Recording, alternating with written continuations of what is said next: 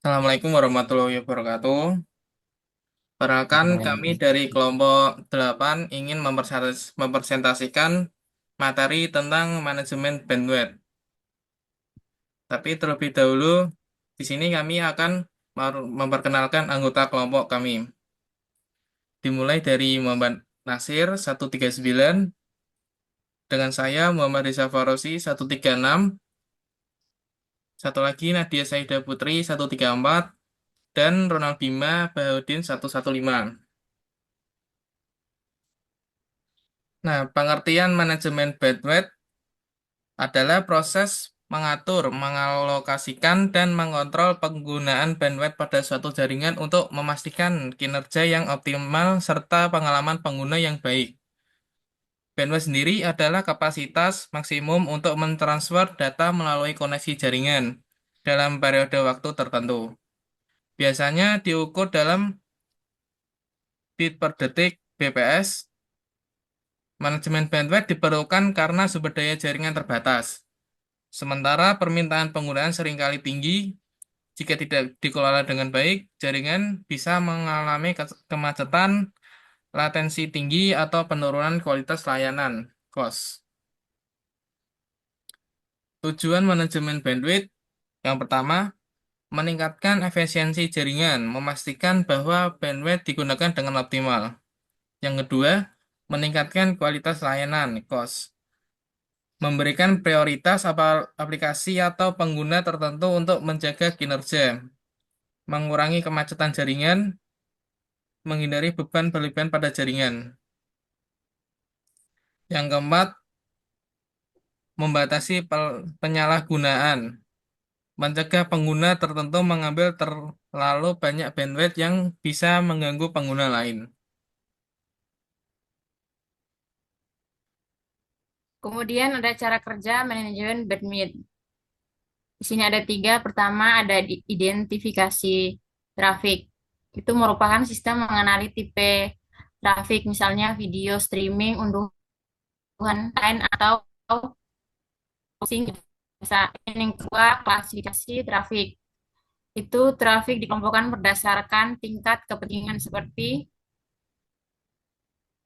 trafik kritis, aplikasi bisnis, trafik sedang, browsing email, kemudian trafik rendah, streaming atau unduhan besar. Kemudian yang ketiga ada penerapan kebijakan. Itu kebijakan diterapkan seperti memberikan prioritas pada trafik kritis atau membatasi penggunaan bandwidth untuk aktivitas yang kurang penting. Selanjutnya ada komponen manajemen bandwidth.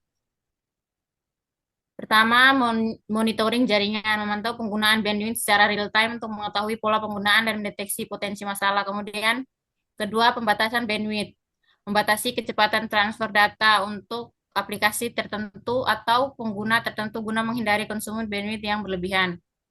Tiga, prioritas bandwidth, mengalokasikan bandwidth berdasarkan prioritas seperti memberikan lebih banyak bandwidth untuk aplikasi penting seperti panggilan video atau transfer data kritis.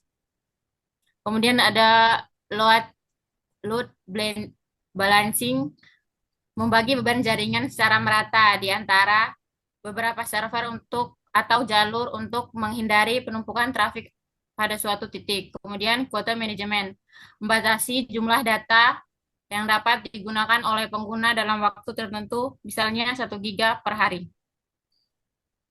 Oke, di sini langsung ke teknologi pendukung. Yang pertama ada quality of service, yaitu teknologi yang memungkinkan untuk pengaturan prioritas pada jenis trafik tertentu. Terus kemudian ada deep package inspection, yaitu memeriksa isi data yang dikirimkan untuk mengidentifikasikan jenis aplikasi yang digunakan. Kemudian yang ketiga, ada bandwidth allocation tools, yaitu perangkat lunak seperti router yang dilengkapi fitur pengelolaan bandwidth seperti MikroTik, ada Cisco atau software open source dan seperti OpenWRT. Terus kemudian ada contoh implementasi. Di sini ada tiga. Yang pertama perusahaan, yaitu mengalokasikan bandwidth lebih besar untuk aplikasi video conference seperti Zoom, Teams daripada daripada media sosial. Terus kemudian ada penyediaan internet, yaitu membatasi bandwidth untuk aktivitas storage agar layanan lebih adil bagi semua pelanggan. Yang ketiga, sekolah atau kampus, yaitu memblokir atau membatasi streaming video saat jam belajar menghindari beban jaringan. Terus kita langsung ke kesimpulan, yaitu manajemen bandwidth adalah proses penting untuk mengoptimalisasi penggunaan sumber daya jaringan agar kinerja tetap stabil dan adil bagi semua pengguna.